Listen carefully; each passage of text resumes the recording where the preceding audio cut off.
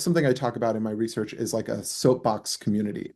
And so yeah, absolutely a sense of control. This sense that like I want to go on a place and just rant. I want people to tell it like it is.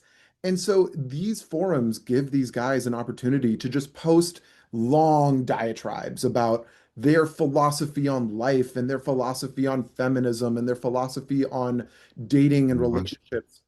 And this is something that like it makes them feel a sense of self-esteem to feel like I know Right, something. I can right, contribute to conversations on these right, things. And so often the conversations to Saeed's point are like gate kept by a certain type of academic or a certain type of intellectual. And oftentimes, especially with discourse around feminism, boys and men just don't feel like they get to have a say in how feminist theory operates in dating and contemporary relationships. And so this is another draw that they are able to say, hey, come to this website and you can say whatever you want. Nobody's going to judge you. Nobody's going to tell you that you've been offensive or that you're doing something wrong. And in fact, when I've done interviews with like, for example, the founder of the largest incel forum on the internet, one of the things he said when he first found incel forums was, I was drawn to the language.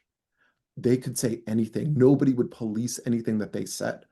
And so think about like the draw of being able to be elevated and have your perspectives and ideas lauded.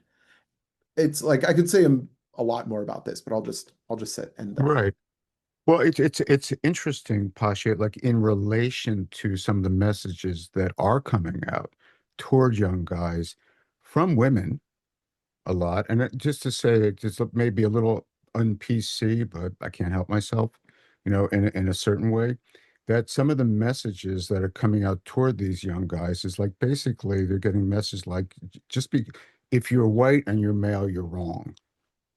Just for starters, the level of acrimony and judgment that comes up from some women. I'm not saying most at all. So this is not a global comment, that they're getting these messages that essentially you're wrong and you're bad.